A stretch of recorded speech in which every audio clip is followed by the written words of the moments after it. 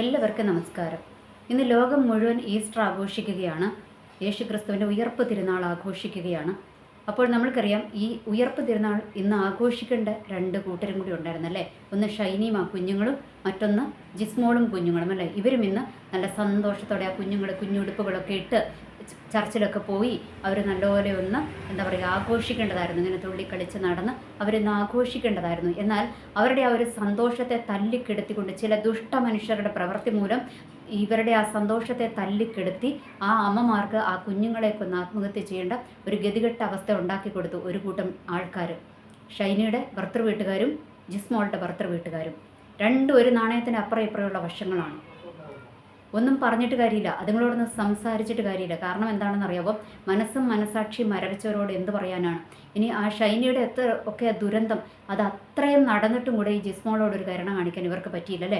ഇവർക്ക് പറ്റുമായിരുന്നു, അതൊന്ന് തടയാൻ ഇവർക്ക് പറ്റുമായിരുന്നു. ഇവർക്ക് കുറച്ചും കൂടി ആ പെണ്ണിനോടും കുഞ്ഞുങ്ങളോടും കരുണ കാണിക്കാമായിരുന്നു. പക്ഷേ അവരത് ചെയ്തില്ല. ഷൈനിയുടെ ഒക്കെ ഒരു ദുരന്തം മാറുന്നതിന് മുൻപേ അടുത്തൊരു ദുരന്തവും കൂടി ഉണ്ടാക്കി വെച്ചിരിക്കുകയാണ് എന്നുള്ള കാര്യം നമ്മൾ കണ്ടു. ഇനിയിപ്പോൾ ഇന്നലെ ഞാൻ കുറച്ചു നേരം ആ ജിസ്മോളുടെ ആ കുഞ്ഞുങ്ങളുടെ ഒക്കെ ഒരു ഫ്യൂണറൽ സർവീസ് കണ്ട് നമ്മൾക്ക് കാണാൻ പറ്റുന്നില്ല. നമ്മുടെ ചങ്ക് തകർന്നു പോകും അല്ലേ. കാരണം ആ കുഞ്ഞിൻ്റെ കിടപ്പ് നമ്മൾക്ക് സഹിക്കാൻ പറ്റുന്നില്ല. ഒരു വയസ്സെന്നാണ് കാണിച്ചിരിക്കുന്നത്. എന്ത് കഷ്ടമാണ് ആ കുഞ്ഞിൻ്റെയൊക്കെ മുഖത്തോട്ട് നോക്കിക്കുക. ആ കുഞ്ഞിനെ എന്താണ് ഇവിടുന്ന് അല്ലേ ആ പുഴയിൽ നിന്ന് കിട്ടിയ ആ ഒരു മനുഷ്യൻ്റെ ഒരു ഇൻ്റർവ്യൂ ഇന്നലെ ഞാൻ കേട്ടു. അപ്പോൾ അദ്ദേഹം പറയുകയാണ്, ഒരു പാവക്കുഞ്ഞ് കിടക്കുന്നത് പോലെ അത് വെള്ളത്തിൽ പൊങ്ങിക്കിടന്നതെന്ന്. എന്തൊരു ദുരന്തമാണല്ലേ, എന്തൊരവസ്ഥയാണ് ഇതൊക്കെ. ഒരു പാവം കുഞ്ഞ് അത് എത്രമാത്രം അവിടെ കിടന്നുകൊണ്ട് കയ്യും കാലും ഇട്ട് അടിച്ചിട്ടുണ്ടാകും. എന്തു കഷ്ടമാണ്. ഒരിക്കലും ഒരു അമ്മമാരും ഇങ്ങനെ തന്നെ ഒരു പരിപാടി നിങ്ങൾ ചെയ്യരുത്. അതാണ് എനിക്ക് പറയുവാനുള്ളത്. എത്ര ദുരന്തം വന്നാലും നിങ്ങൾക്ക് തീരെ സഹിക്കാൻ പറ്റുന്നില്ലെങ്കിൽ നിങ്ങൾ ഒറ്റയ്ക്കാണെങ്കിലും ആ കുഞ്ഞുങ്ങളെ കൊണ്ടുപോകല്ലേ. ആരെങ്കിലും അതുങ്ങളെ നോക്കിക്കോളും. അത് എനിക്ക് പറയാനുള്ളത്. കാരണം അതുങ്ങളുടെ ആ മുഖമൊക്കെ നോക്കുമ്പോൾ ഉണ്ടല്ലോ, നമ്മൾക്കങ്ങ് സഹിക്കാൻ പറ്റുന്നില്ല. അതുങ്ങൾ അനുഭവിച്ച ഒരു വേദന അതൊന്നും നമ്മൾക്ക് സഹിക്കാൻ പറ്റുന്നതല്ല. എന്തിനു വേണ്ടിയിട്ടായിരുന്നു ഇവരൊക്കെ ഈ കാട്ടിക്കൂട്ടലുകൾ നടത്തിയത്? ഒരു ഇത്തിരി കരുണ അവരോട് കാണിക്കാതെ. ഒരു ഭാഗത്ത് ഷൈനീനെ സെർവൻ്റായിട്ടും ഇപ്പറേ ഭാഗത്ത് പണം കായ്ക്കുന്ന മരമായിട്ടും ജിസ്മോളെ കണ്ടുകൊണ്ടുവരുന്നു. ഇനി ആ ഒരു ഫ്യൂണറൽ സർവീസിൻ്റെ വീഡിയോ കണ്ടതിനകത്ത് ജിമ്മി കിടന്നങ്ങ് അലമുറയിടുന്നുണ്ട്. എടാ, ജീവിച്ചിരുന്നപ്പോൾ നീ ഒരു ഇത്തിരി കരുണ അവരോട് കാണിച്ചിരുന്നെങ്കിൽ, ഈ കരച്ചിലിൻ്റെ ഒരു ശതമാനം അവരോട് കാണിച്ചിരുന്നെങ്കിൽ അവരിന്ന് ജീവനോടെ ഉണ്ടാകത്തുണ്ടായിരുന്നില്ലേ. ഇന്ന് നിനക്കും ആ കുഞ്ഞുങ്ങൾക്കും ആ ഭാര്യയ്ക്കും ഒക്കെ കൂടി ഇന്ന് ആഘോഷിക്കാമായിരുന്നല്ലേ ഈസ്റ്റർ. അന്നവൻ കാണിക്കേണ്ട കരുണ കാണിച്ചില്ല. എന്നിട്ട് ഇന്ന് അവനിരുന്ന് മൂങ്ങുന്നു. ഇനി രണ്ടാമത്തത്, അമ്മായിമ്മയാണെങ്കിൽ തളർന്നു വീണ്. ജിമ്മിയുടെ അമ്മായിമ്മ തളർന്നു വീണ്. ജീവിച്ചിരുന്നപ്പോൾ മരുമകളെ കണ്ടുകൂടാ, എന്നിട്ടിപ്പോൾ തളർന്നു വീണേക്കുക. ഇനി ഇളയ പെങ്ങൾ കരയുന്ന കണ്ട്. ആ ഇളയ പെങ്ങളെക്കുറിച്ച് വലിയ കാര്യമായിട്ടൊന്നും കേട്ടില്ല. മൂത്ത പെങ്ങളായിരുന്നല്ലോ വില്ലത്തി. അവൾ UK സുഖിക്കുന്നുണ്ട്. മറ്റേ ഇളയതാകണമെന്നുണ്ട് കരഞ്ഞത്. അപ്പോൾ അത് ഇനി ആത്മാർത്ഥതയോടെ കരഞ്ഞതാണോ എന്ന് അറിഞ്ഞുകൂടാ. അതിനെക്കുറിച്ച് ജിസ്മോളുടെ സഹോദരനൊന്നും പറഞ്ഞു കേട്ടില്ല. അതുകൊണ്ട് അതിനെക്കുറിച്ച് ഞാനൊന്നും പറയുന്നില്ല. എനിവേ, എന്തായാലും ഈ ആക്ടിങ്ങുകളൊക്കെ നിങ്ങൾ നടത്തുന്നതിന് മുൻപേ ഒരു ഇത്തിരി കരുണ ആ കുഞ്ഞുങ്ങളോട് ആ സ്ത്രീയോട് കാണിച്ചിരുന്നെങ്കിൽ ഇന്ന് ഈ ദുരന്തം സംഭവിക്കുമായിരുന്നു. ഇന്നൊരു ഈസ്റ്ററൊക്കെ എത്ര നന്നായിട്ട് നിങ്ങൾക്ക് ആഘോഷിക്കാമായിരുന്നു. എന്ത് ദുരന്തമാണല്ലേ. ഇനി അടുത്തത്, ഇന്നലത്തെ ആ ഒരു വീഡിയോയ്ക്കകത്ത് കണ്ടു, ഇവരുടെ ബന്ധുക്കൾ അങ്ങോട്ടും ഇങ്ങോട്ടും, അതായത് ജിസ്മോളുടെ ബന്ധുക്കളും പിന്നെ ജിമ്മിയുടെ ബന്ധുക്കളും കൂടെ അങ്ങോട്ടും ഇങ്ങോട്ടും ഭയങ്കരമായിട്ട് വാക്കുതർക്കമുണ്ടായി. എന്ന് വെച്ചാൽ അവിടെ നിന്ന് എടുത്തുകൊണ്ട് പോകുന്ന ശവസംസ്കാരത്തിൻ്റെ ഒരു കുറച്ച് നേരം അവരുടെ ജിമ്മിയുടെ ഒരു ഇടവകപ്പള്ളിയിൽ കുറച്ച് നേരം പൊതുദർശനത്തിന് വെച്ചിട്ടുണ്ടായിരുന്നു. എന്നിട്ട് അവിടെ നിന്നാണ് കുറച്ച് കശപിശ ഉണ്ടായത്. ജിസ്മോളുടെ ബന്ധുക്കൾ കശപിശ കാണിച്ചതിന് ഒരു കാരണമുണ്ട്. അവർക്ക് അവരുടെ ഒരു പ്രിയപ്പെട്ട ഒരു പെണ്ണിനെയും ആ 2 കുഞ്ഞുങ്ങളെയാണ് നഷ്ടമായത്. ഇനി മറ്റേ ജിമ്മിയുടെ ബന്ധുക്കൾ എന്തിനാണ് ഒച്ചയെടുത്തതെന്ന് അറിഞ്ഞുകൂടാ. എന്നുവെച്ചാൽ ഇവന്മാരുടെയൊക്കെ മനസ്സിത്ര കല്ലാണ്. കാരണം ആ മാലാക കുഞ്ഞുങ്ങളെ, ആ കുഞ്ഞുങ്ങളുടെയൊക്കെ ബോഡിയുടെ മുൻപിൽ നിന്നിട്ട് അങ്ങോട്ടും ഇങ്ങോട്ടും വാക്കുതർക്കം ചെയ്യാൻ ഇതുങ്ങൾക്കൊക്കെ എങ്ങനെയാണ് കഴിയുന്നത്? കാരണം ഇതുങ്ങളുടെയൊക്കെ മനസ്സ് അത്രയും കല്ലാണ്. അല്ലെങ്കിൽ ആ കുഞ്ഞുങ്ങളുടെ മുഖത്തോ എന്തെങ്കിലും ആവട്ടെ, അപ്പോൾ അവരോ പോയി ഇനി അതിൻ്റെ പേരിൽ ആ ഒരു ഡെഡ് ബോഡിയോടെങ്കിലും നമ്മൾക്കൊരു അനാദരവ് കാണിക്കണ്ട എന്ന് കരുതി അങ്ങ് വിട്ടുകൊടുക്കാനുള്ളൊരു മനസ്സ് ഇവന്മാർക്കുണ്ടായോ നോക്കിക്കേ. ഉണ്ടായില്ലല്ലോ. എന്തുകൊണ്ടും ഉണ്ടാകാത്ത ഇവന്മാർക്കൊന്നും മനസ്സും മനസാക്ഷിയെന്നും പറയുന്നതില്ല. എന്നിട്ട് ഇന്ന് കൊണ്ടോ 2 അടിച്ച് നല്ല മൂക്ക് മുട്ട തിന്ന് അവർ ഈസ്റ്റർ ആഘോഷിക്കുകയും ചെയ്യും. ഇങ്ങനെയുള്ള ബന്ധുക്കളെയൊക്കെയാണ് ആദ്യം അടിച്ചോടിക്കേണ്ടത്. ഇങ്ങനെയുള്ള ബന്ധുക്കളൊക്കെ സപ്പോർട്ട് ചെയ്യാൻ ഉണ്ടാകുമെന്ന് കാണുമ്പോഴാണ് ഈ ക്രിമിനലുകൾക്കൊന്നും കൂടെ ക്രിമിനലിസം ചെയ്യുവാനായിട്ടുള്ള മൈൻഡ് വരുന്നത്. ഇനി അതവിടെ നിൽക്കട്ടെ. ഈ ഈ ജിസ്മോളുടെ കാര്യത്തിൽ ജിസ്മോളുടെ ബോഡി അടക്കം ചെയ്യുന്നതിനെക്കുറിച്ച് അരമനയിൽ 2 ദിവസമായിട്ട് ഇടവകയിൽ 2 ദിവസമായിട്ട് ചർച്ചയായിരുന്നെന്ന്. 2 ബന്ധുക്കളും കൂടിയിട്ട് 2 സൈഡിൽ നിന്നുള്ള ബന്ധുക്കളും കൂടിയിട്ട് ഭയങ്കര ചർച്ചയായിരുന്നെന്ന്. അവിടെ എനിക്ക് പറയാനുള്ളത് ആരോടാണെന്നറിയാമോ? ആത്മീയ നേതൃത്വത്തിലിരിക്കുന്ന, ആ ചർച്ചയ്ക്ക് നേതൃത്വം കൊടുത്ത ആത്മീയ നേതൃത്വത്തിലിരിക്കുന്നവരോട് എനിക്ക് പറയാനുള്ളത്, നിങ്ങൾ എന്തിനാണ് ഈ 2 ദിവസമൊക്കെ ഇവന്മാരെ വിളിച്ച് ചർച്ചിക്കേണ്ട കാര്യം എന്താണ് ഇരിക്കുന്നത്? ജിസ്മോളുടെ കുടുംബക്കാർക്ക് പറയുന്നതിന് ന്യായമുണ്ട്, ജിസ്മോളുടെ ബന്ധുക്കൾക്ക് പറയുന്നതിന് ന്യായമുണ്ട്. അവരുടെ പെണ്ണും ആ 2 കുഞ്ഞുങ്ങളും അവർക്ക് നഷ്ടമായി. മറു സൈഡിൽ ജിമ്മിയുടെ ബന്ധുക്കൾക്കും കുടുംബക്കാർക്ക് എന്ത് ന്യായമാണ് പറയാനുള്ളത്? ആ പെണ്ണ് ആ കുടുംബത്തിൽ നിന്നിട്ട് ഇവന്മാർ നന്നായിട്ട് നോക്കാത്തത് കൊണ്ടും ഇവന്മാരുടെ ഭാഗത്തു നിന്നുള്ള പിഴ അനുഭവിക്കേണ്ടി വന്നതുകൊണ്ടാണ് ആ പെണ്ണ് ആ 2 കുഞ്ഞുങ്ങളെയും കൊണ്ട് പോയിട്ട് ആത്മഹത്യ ചെയ്തത്. എന്നിട്ട് ഇവന്മാർ അവിടെ കിടന്നുകൊണ്ട് തർക്കിക്കാൻ വന്നേക്കുന്നു. ഈ ആത്മീയ നേതൃത്വത്തിന് ഒരു കുറച്ച് തൻ്റെടം ഉണ്ടായിരുന്നെങ്കിൽ, കുറച്ച് നട്ടല് വളയാത്തത് അവിടെ ഉണ്ടായിരുന്നെങ്കിൽ നിങ്ങൾക്ക് അവന്മാരോട് പറയായിരുന്നു, ഒരൊറ്റ കാരണം ഇവിടെ ഇനി മിണ്ടിപ്പോകരുത്. ജിസ്മോള് നിങ്ങളുടെ കുടുംബത്തിൽ നിന്നാണ് മരണപ്പെട്ടത് എന്തുകൊണ്ടാണ്? നിങ്ങളുടെ കുടുംബത്തിൻ്റെ ആ ഒരു ദുരവസ്ഥ കൊണ്ടാണ് ആ പെണ്ണും കുഞ്ഞുങ്ങളും മരണപ്പെട്ടത്. അതുകൊണ്ട് ഒറ്റ കാരണം ഇവിടെ നിന്ന് ശബ്ദിക്കരുത് എന്ന് പറഞ്ഞ് ജിസ്മോളുടെ വീട്ടിലോട്ട് കൊടുത്തു വിടാമായിരുന്നു. അവരുടെ വീട്ടുകാർക്ക് വേണ്ടിയിട്ട് അതങ്ങ് കൊടുത്തു വിടാമായിരുന്നു. ഈ 2 ദിവസമൊന്നും ഇരുന്ന് ചർച്ചിക്കേണ്ട യാതൊരു കാര്യമില്ല. 2 സെക്കൻഡ് കൊണ്ട് തീർക്കാനേ ഉണ്ടായിരുന്നുള്ളൂ ആ ചർച്ച. എന്തുകൊണ്ട് അവർക്ക് പറ്റാതെ പോയത്? എന്തുകൊണ്ട് ആത്മീയ നേതൃത്വങ്ങൾക്ക് പറ്റാതെ പോകുന്നത്? ഇവർ ആൾക്കാരുടെ മുൻപിൽ, അതായത് വിശ്വാസികളുടെ മുൻപിൽ താന്നു കൊടുക്കുക. എന്തിനാണ് താന്നു കൊടുക്കുന്നത്? അവന്മാരെ കൊണ്ടാണ് നിങ്ങൾ ജീവിക്കുന്നത്, അതുകൊണ്ടാണ് താന്നു കൊടുക്കുന്നത്. അവന്മാരുടെ നക്കാപ്പിച്ച മേടിച്ചിട്ട് കഴിക്കുന്നത് കൊണ്ടാണ് അവന്മാരുടെ മുൻപിൽ നിങ്ങളിങ്ങനെ 2 കൂട്ടരെയും പിടിച്ചിങ്ങനെ ചർച്ചിച്ച് ഇങ്ങനെ ദിവസം ഇങ്ങനെ മുന്നോട്ട് കൊണ്ടുപോകേണ്ട ഒരു ഗതികെട്ട അവസ്ഥ വന്നത്.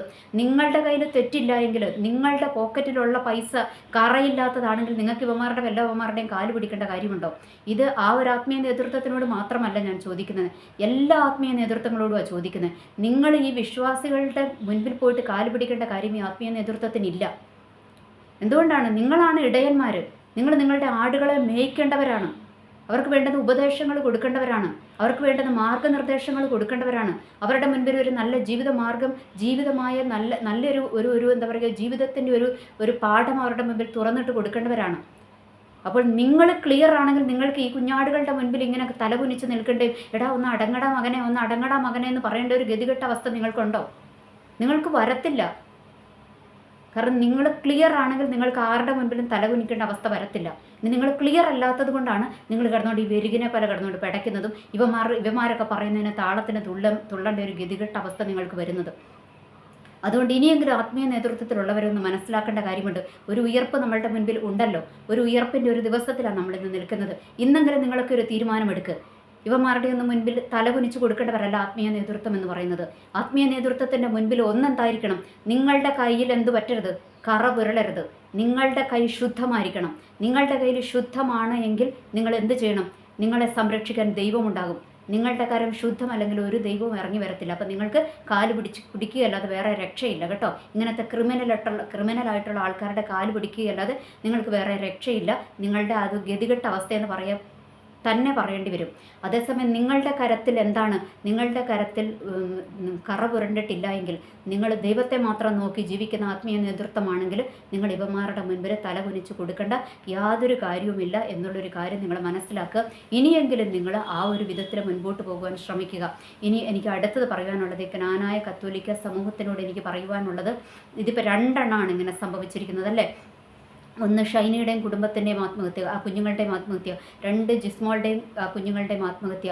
നിങ്ങൾ ഇനിയും ഉണർന്നില്ല എങ്കിൽ, എനിക്ക് പറയാനുള്ളത് ആത്മീയ നേതൃത്വത്തിനോടാണ് പറയാനുള്ളത്, നിങ്ങൾ ഇനിയും ഉണർന്നില്ല എങ്കിൽ ഈ ദുരന്തങ്ങളുടെ ഒരു പട്ടിക ഇനിയും നീളും കേട്ടോ. ഇത് എനിക്കറിഞ്ഞുകൂടെ, ഇത് ഇന്നലെ തൊട്ട് എൻ്റെ മനസ്സിൽ വന്നതാണ്. അപ്പോൾ അതുകൊണ്ട് ഞാനതങ്ങ് തുറന്ന് പറയുകയാണ്, ഇനിയും പട്ടിക നീളും. നിങ്ങൾ ഉണർന്നില്ല എങ്കിൽ നിങ്ങൾ അവസാനം കൈമലർത്തിയിട്ട് കാര്യമില്ല. ദൈവത്തിൻ്റെ മുൻപിൽ നിങ്ങൾ കണക്ക് കൊടുക്കേണ്ടി വരും. കാരണം നിങ്ങളെ നോക്കാൻ ഏൽപ്പിച്ച ആടുകളാണ്. അവർക്ക് വിവരമില്ലാത്തത് കൊണ്ട് അവർ ചെയ്തു പോകുന്നതാണ്. അവർക്ക് ആത്മീയ പരിജ്ഞാനമില്ലാത്തത് കൊണ്ട് അവർ ചെയ്തു പോകുന്നതാണ്. അതിൻ്റെ കണക്ക് കൊടുക്കേണ്ടത് നിങ്ങളായിരിക്കും. നിങ്ങൾ മര്യാദയ്ക്ക് അവരെ വളർത്തണം. എന്ന് വെച്ചാൽ അവരോട് പറഞ്ഞു കൊടുക്കണം, അവർക്ക് മനുഷ്യത്വം എന്താണെന്ന് പറഞ്ഞു കൊടുക്കണം, ദൈവത്തിൻ്റെ ഒരു ന്യായവിധി എന്താണെന്ന് പറഞ്ഞു കൊടുക്കണം, ദൈവം ആരാന്ന് പറഞ്ഞു കൊടുക്കണം, ദൈവത്തിൻ്റെ ഒരു സ്നേഹം എന്താണെന്ന് പറഞ്ഞു കൊടുക്കണം, ദൈവത്തിൻ്റെ കരുണ എന്താണെന്ന് പറഞ്ഞു കൊടുക്കണം, ദൈവത്തിൻ്റെ സഹാനുഭൂതി എന്താണെന്ന് പറഞ്ഞു കൊടുക്കണം.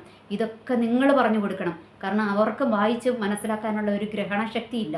ഉണ്ടായിരുന്നെങ്കിൽ ഇങ്ങനത്തെ ദുരന്തങ്ങൾ ആ വീടുകളിൽ സംഭവിക്കുമായിരുന്നോ? ആ 2 കുടുംബങ്ങളും ഇത്ര ആകുമായിരുന്നില്ല. എല്ലാ ദിവസവും അവരൊക്കെ പള്ളി വരുന്നവരല്ലേ, കുർബാനയെ സ്വീകരിക്കുന്നവരായിരിക്കും. പക്ഷേ എന്താണ്? ഹൃദയത്തിൽ മാനസാന്തരം വന്നിട്ടില്ല. നാട്ടുകാരെ കാണിക്കാനാണ് ഇതൊക്കെ ചെയ്യുന്നത്. അതുകൊണ്ട് ആത്മീയ നേതൃത്വം ഉണരണം. ഞാൻ അങ്ങ് പച്ചയ്ക്ക് പറയുകയാണ്. എനിക്കിപ്പോൾ നിങ്ങൾ ആരെ സുഖിപ്പിച്ചിട്ട് എനിക്കൊന്നും കിട്ടാനില്ല. എനിക്ക് എൻ്റെ ദൈവത്തിൻ്റെ മുൻപിൽ മാത്രമേ എനിക്ക് എൻ്റെ ജീവിതത്തിൻ്റെ പാഠപുസ്തകം കാണിക്കേണ്ട കാര്യമുള്ളൂ. അതുകൊണ്ട് എനിക്ക് ഒരു ഭയവുമില്ല. അതുകൊണ്ട് ഞാൻ പറയുകയാണ്, ഇനിയെങ്കിലും ആത്മീയ നേതൃത്വം നിങ്ങൾ ഉണർന്നില്ല എങ്കിൽ ഇനിയും ഇതുപോലെയുള്ള ദുരന്തങ്ങൾ സംഭവിക്കും. നിങ്ങൾ ഉണരുക. ഓരോ കുടുംബത്തെക്കുറിച്ചും നിങ്ങൾക്ക് കൺസേൺ ഉണ്ടാകണം. ഓരോ കുടുംബത്തിൽ സംഭവിക്കുന്ന കാര്യങ്ങളെക്കുറിച്ച് കൺസേൺ ഉണ്ടാകണം. ഇനി 2 കൊടുത്താലും കുഴപ്പമൊന്നുമില്ല, മര്യാദയ്ക്ക് നിൽക്കാൻ പറയണം. വേണ്ടെന്നേ, നിങ്ങളും പറയേണ്ടത് കാര്യമായിട്ട് പറഞ്ഞിട്ട് ഇവൻ പള്ളിയിൽ വന്നില്ലെങ്കിൽ വരണ്ട, അങ്ങ് പോട്ടേന്ന് വെക്കണം. അത്രയേ ഉള്ളൂ അതിനകത്തെ കാര്യം. പറഞ്ഞു കൊടുക്കേണ്ടത് നിങ്ങൾ പറഞ്ഞു കൊടുക്കണം. അതിന് നിങ്ങൾക്ക് യോഗ്യത ഉണ്ടോ എന്നും കൂടെ നോക്കണം കേട്ടോ. അതും ഒരു ഭാഗത്താണ്. കാരണം അച്ഛൻ പറഞ്ഞാൽ, അല്ല പാസ്റ്റർമാരാണെങ്കിലും അച്ഛന്മാരാണെങ്കിലും അച്ഛൻ പറയാൻ ചെല്ലുമ്പോൾ പാസ്റ്റർ പറയാൻ ചെല്ലുമ്പോൾ നിങ്ങളുടെ നേരെ അവർ കൈ ചൂണ്ടരുത്. കൈ ചൂണ്ടാൻ ഒരു അവസ്ഥ നിങ്ങളുടെ ജീവിതത്തിൽ ഉണ്ടാകരുത്. നിങ്ങൾ അവരുടെ മുൻപിൽ മാതൃകയായിരിക്കണം. അങ്ങനെയാണ് എങ്കിൽ ഈ കുഞ്ഞാടുകളെ നിങ്ങൾക്ക് എന്താ പറയുക നയിച്ചു കൊണ്ടുപോകാൻ യാതൊരു ബുദ്ധിമുട്ടില്ല. അതാണ് നമ്മളുടെ നല്ല ഇടയനായ യേശു ക്രിസ്തു അല്ലേ. നല്ല ഇടയനായ യേശു ക്രിസ്തുവിൻ്റെ ആടുകളെ മേയ്ക്കാൻ ഒരു ബുദ്ധിമുട്ടുമില്ല. കാരണം എന്താണെന്ന് അറിയാമോ? യേശു ക്രിസ്തുവിൽ പാപമില്ല, യേശു ക്രിസ്തുവിൽ കറയില്ല. നല്ല ഇടയൻ ആടുകൾക്ക് വേണ്ടി സ്വന്തം ജീവനെ കൊടുക്കുന്ന ഒരു പൊന്നു തമ്പുരാന. അതുകൊണ്ട് നിങ്ങൾ ആ ഒരു ദൈവത്തിൻ്റെ ഇടയന്മാരെന്നുള്ളൊരു സ്ഥാനത്താണ് നിങ്ങൾ നിൽക്കുന്നതെങ്കിൽ നിങ്ങൾ ഇനിയെങ്കിലും ഉണരുക. നിങ്ങളിത് കണ്ണടച്ച് വിടരുത്. ഈ കഴിഞ്ഞിടയ്ക്ക് ഏതോ ഒരു അച്ഛൻ്റെ പ്രസംഗം ഞാൻ കേട്ടു യൂട്യൂബിനകത്ത്. ആ അച്ഛൻ പറയുന്നത് നിങ്ങൾ അച്ഛന്മാർ ആത്മീയ പണി മാത്രം ചെയ്താൽ മതി, കുടുംബ പ്രശ്നങ്ങളിൽ ഇടപെടരുതെന്ന്. പിന്നെ ആര് വന്ന് ഇടപെടും? സ്വന്തം ഇടവകയിലെ കുഞ്ഞാടുകളുടെ വിഷയത്തിൽ ആരിടപെടും? പുറത്തുനിന്ന് രാഷ്ട്രീയക്കാർ വരുമോ? അതേ വേറെ വല്ല മതക്കാർ വരുമോ? ആരും വരികയില്ല. വരേണ്ടതാരാ? അവരെ കുഞ്ഞാടുകളെ മേയ്ക്കേണ്ടതാരാ? ഇടയനാ മേയ്ക്കേണ്ടത്. അത് ആത്മീയം മാത്രം പോരാ. അവർക്ക് പറഞ്ഞു കൊടുക്കേണ്ട കാര്യങ്ങൾ ഇവമാർക്കൊക്കെ ഭാര്യ ആരാണ്, മക്കൾ ആരാണ്, അമ്മയപ്പന്മാരാരാണ്, ഭർത്താവിൻ്റെ ഡ്യൂട്ടി എന്താണ്, അപ്പൻ്റെ ഡ്യൂട്ടി എന്താണ്, അമ്മയുടെ ഡ്യൂട്ടി എന്താണ്, ഇതെല്ലാം ഇവർക്ക് പറഞ്ഞു കൊടുക്കണം. അല്ലാതെ കുറേ പണം കായ്ക്കുന്ന മരങ്ങളായിട്ട് കുറേ എണ്ണത്തിനെ വളർത്തിക്കൊണ്ട് വന്നിട്ട് യാതൊരു കാര്യവുമില്ല. അതുകൊണ്ട് നിങ്ങൾ ഇടപെടേണ്ട കുടുംബങ്ങളിൽ നിങ്ങൾ ഇടപെടണം. സ്നേഹത്തോടെ ഉപദേശിക്കേണ്ടടുത്ത് സ്നേഹത്തോടെ ഉപദേശിക്കണം, ശാസിക്കേണ്ടടുത്ത് ശാസിക്കണം. ഒരപ്പന് അധികാരമുണ്ട്. അപ്പൻ എന്ന് പറഞ്ഞാൽ ഞാൻ പറയുന്നത് ഒരു ഇടയന് അല്ലേ. ലോകത്തിൽ നിങ്ങളെയാണല്ലോ നോക്കാൻ ഏൽപ്പിച്ചിരിക്കുന്ന ഇടയന്മാർ. ഇടയന് അനുകമ്പയുണ്ടായിരിക്കണം. നമ്മുടെ നല്ല ഇടയനായ യേശു ക്രിസ്തു എന്താ ചെയ്തത്? തനിക്ക് 100 ആടുകൾ ഉണ്ടായിരുന്നപ്പോൾ ഒരെണ്ണം വഴിതെറ്റിപ്പോയപ്പോൾ ബാക്കി 99 മരുഭൂമിയിൽ വിട്ടിട്ട്, മരുഭൂമിയിൽ വിട്ടേക്കുന്ന 99 നീതിമാന്മാരാ. അവരെവിടെയും പോകത്തില്ല, അവിടെ തന്നെ സേഫ് ആയിരിക്കും. അതുകൊണ്ട് ആ 99 എണ്ണത്തിനും അവിടെ വിട്ടത്. എന്നാൽ ഈ ഒരെണ്ണം പോയ വഴിക്കൊന്നും പോയി പോകും, അത് നഷ്ടപ്പെട്ടു പോകും. അതുകൊണ്ട് ആ നല്ല ഇടയൻ എന്ത് ചെയ്തു? ആ നഷ്ടപ്പെട്ടു പോയ ഒന്നിനെ എടുത്തോണ്ട് വന്നു, തോളത്തെടുത്തോണ്ട് വന്നു. അതിനെ എടുത്തോണ്ട് വന്ന് ബാക്കി 99 കൂട്ടത്തിൽ ചേർത്തു. അതാണ് ഇടയൻ്റെ ഡ്യൂട്ടി എന്ന് പറയുന്നത്. അത് നിങ്ങൾ മനസ്സിലാക്കണം. ഇനി ഞാൻ പറയാനുള്ളത് പറഞ്ഞു. ഇന്നലെ തൊട്ട് എൻ്റെ മനസ്സിൽ ഇത് പറയണം എന്നുള്ളൊരു ചിന്ത ഞാൻ വിചാരിക്കുന്നത് ദൈവം തന്നതായിരിക്കുന്നു. എനിക്ക് ദൈവം എന്നോട് ഡയറക്റ്റ് പറയാതെ ഞാൻ ദൈവം പറഞ്ഞതാണെന്ന് പറയാൻ എനിക്ക് പേടിയാണ്. അതുകൊണ്ട് അങ്ങനെ ഞാൻ പറയുന്നില്ല. എന്തായാലും എൻ്റെ മനസ്സിൽ വന്ന ഒരു ആലോചന ഞാനങ്ങ് പറഞ്ഞതേ ഉള്ളൂ. എന്താണ്, നിങ്ങൾ ഇതിനകത്ത് ഇനിയും ഉണർന്നില്ല എങ്കിൽ 2 കുടുംബങ്ങൾ തകർന്നു. 2 കുടുംബങ്ങൾ എന്ന് പറഞ്ഞാൽ 2 മാലാഖ കുഞ്ഞുങ്ങൾ, 4 മാലാഖ കുഞ്ഞുങ്ങൾ 2 കുടുംബങ്ങളിൽ നിന്ന് നഷ്ടമായിരിക്കുകയാണ്. ഇനിയും നിങ്ങൾ ഉണർന്നില്ല എങ്കിൽ ഇനിയും ഇതുപോലെയുള്ള ദുരന്തങ്ങൾ സംഭവിക്കും. നിങ്ങളുടെ ആഗോരജ്ഞാനായ കത്തോലിക്ക സമൂഹത്തിന് മുഴുവൻ കളങ്കമാകത്തക്കവണ്ണം ഇനിയും ഇതുപോലെയുള്ളത് സംഭവിക്കുവാനുള്ള ചാൻസ് ഉണ്ട്. അത് നിങ്ങൾ മുൻകൂട്ടി അറിയുക. നിങ്ങൾ ഓരോ കുടുംബങ്ങളെയും നിങ്ങൾ കരുതുക. അവരോട് നിങ്ങൾ പറഞ്ഞു കൊടുക്കുക. അവർക്ക് വേണ്ടുന്ന കരുതലുകൾ അവർക്ക് നിങ്ങൾ ഒരുക്കി കൊടുക്കുക. നിങ്ങളോട് പറയാനുള്ളൊരു മനസ്സ് എന്ന് വെച്ചാൽ നിങ്ങളോട് അവർക്ക് തുറന്ന് പറയാൻ. ഇപ്പോൾ ജിസ്മോൾക്കും ഷൈനിക്കും കുഞ്ഞുങ്ങൾക്കും ഒക്കെ ആരോടെങ്കിലും ഒന്ന് തുറന്ന് പറയുവാൻ അവർക്ക് കഴിഞ്ഞിരുന്നുവെങ്കിൽ കുടുംബക്കാരോ ആരുമില്ല, ബന്ധുക്കളോ ആരുമില്ല അവർക്ക് പറയാൻ അല്ലേ. അപ്പോൾ അവർക്ക് പിന്നെ ഉള്ളത് ആരാണ്?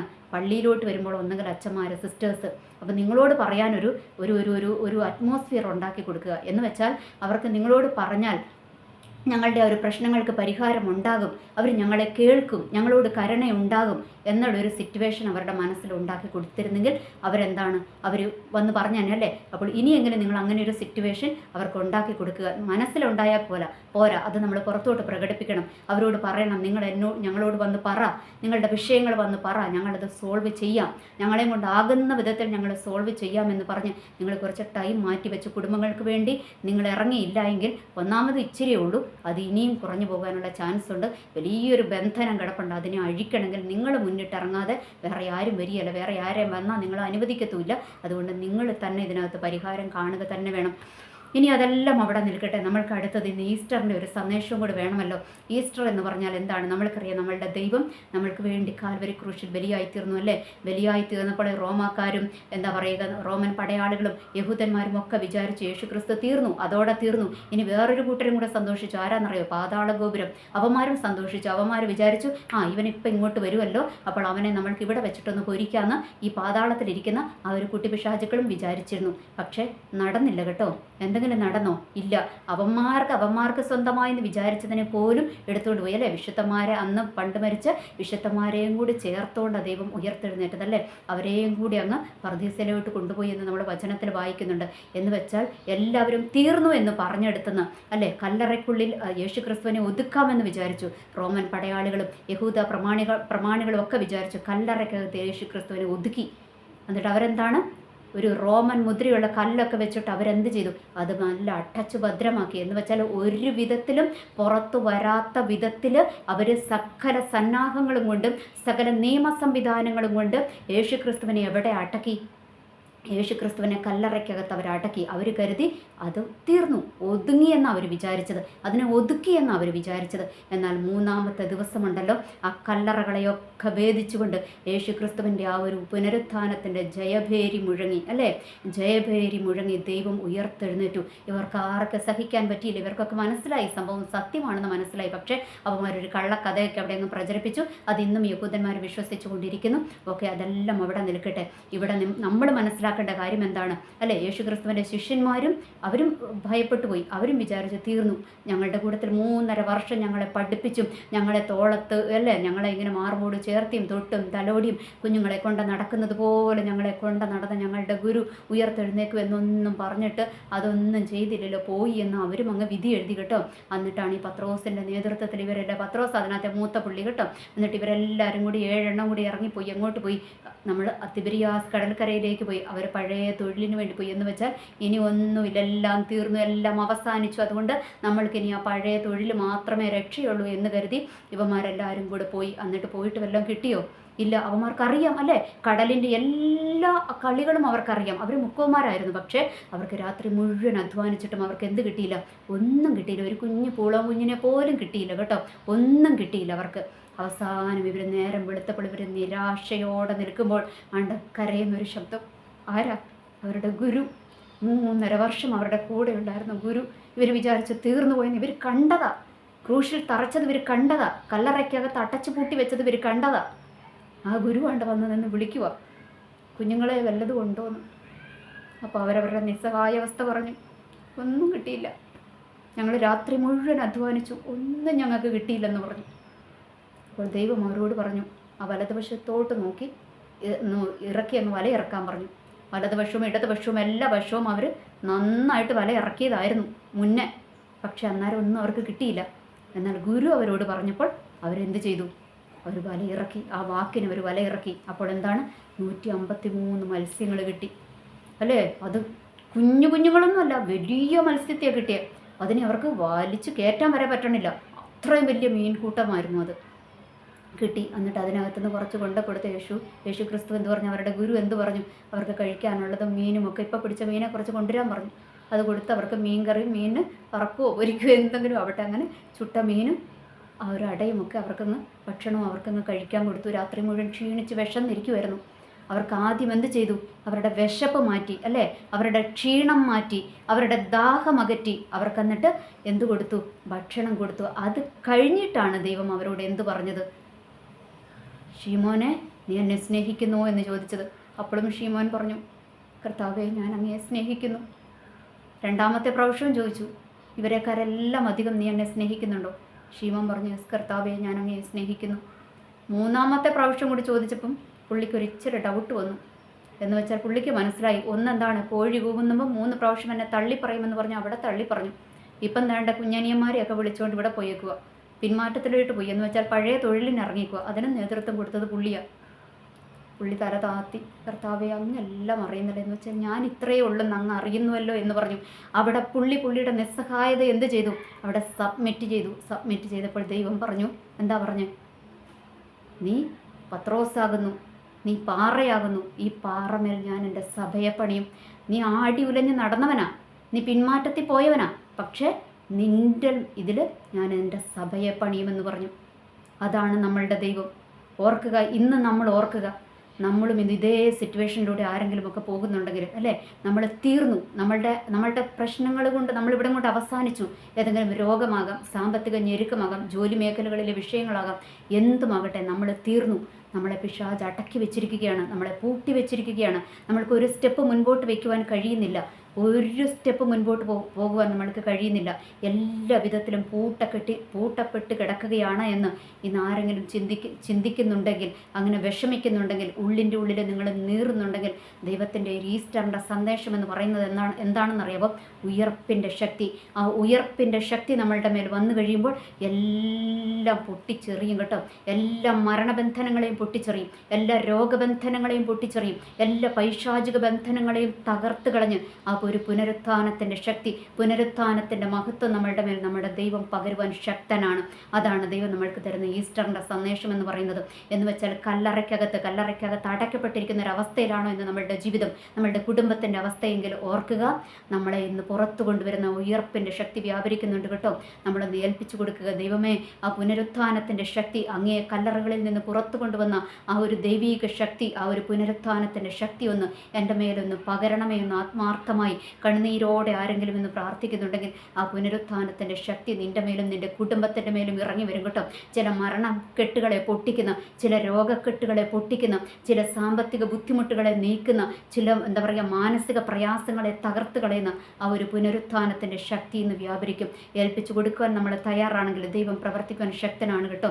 ദൈവത്തിൻ്റെ കരം കുറുകിപ്പോയിട്ടില്ല, ദൈവത്തിൻ്റെ പുനരുത്ഥാനത്തിൻ്റെ ശക്തി തീർന്നു പോയിട്ടില്ല.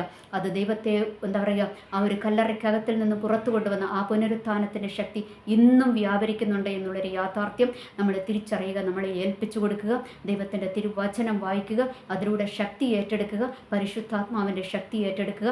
ദൈവം എല്ലാവരെയും സമൃദ്ധിയായി അനുഗ്രഹിക്കട്ടെ. ഇനിയൊരു ആത്മഹത്യകൾ ഒരു കുടുംബത്തിലും ഉണ്ടാകാതിരിക്കട്ടെ. അതിന് നമ്മൾ ഉണരണം, ആത്മീയ നേതൃത്വങ്ങൾ ഉണരണം, നമ്മളുടെ സമശിഷ്ടങ്ങളെ നമ്മൾ കാണണം. നമ്മൾ മറ്റുള്ളവരോട് സുവിശേഷം പറയാൻ പോകുന്നവർ മാത്രമല്ല, അവരുടെ വിശപ്പകറ്റുവാനും അവരുടെ ദാഹം അകറ്റുവാനും നമ്മൾ തയ്യാറാകണം. അത് തയ്യാറായി കഴിഞ്ഞാലേ അവരുടെ വിശപ്പകറ്റി അവരുടെ ദാഹം അകറ്റി കഴിയുമ്പോഴേ അവരിലേക്ക് സുവിശേഷത്തിൻ്റെ വിത്തുവാകുവാൻ നമ്മൾക്ക് കഴിയത്തുള്ളൂ എന്നുള്ളൊരു യാഥാർത്ഥ്യം കൂടെ നമ്മൾ തിരിച്ചറിയുക. നമ്മൾ മനുഷ്യരാകുക, മനുഷ്യത്വമുള്ളവരാകുക. അവിടെയാണ് ദൈവം പ്രവർത്തിക്കുന്നത്. അതുകൊണ്ട് പുനരുത്ഥാനത്തിൻ്റെ ശക്തി നമ്മളെയൊക്കെ ജീവിപ്പിക്കട്ടെ. നമ്മളൊക്കെ ഇന്ന് തളർന്നുമുള്ള സിറ്റുവേഷനിലാണെങ്കിൽ പുനരുത്ഥാനത്തിൻ്റെ ശക്തി നമ്മളെ ഇന്ന് പുനരുദ്ധരിപ്പിക്കട്ടെ. എനിവേ, എല്ലാവർക്കും നല്ലൊരു ദിവസം ആശംസിക്കുന്നു. നന്ദി, നമസ്കാരം.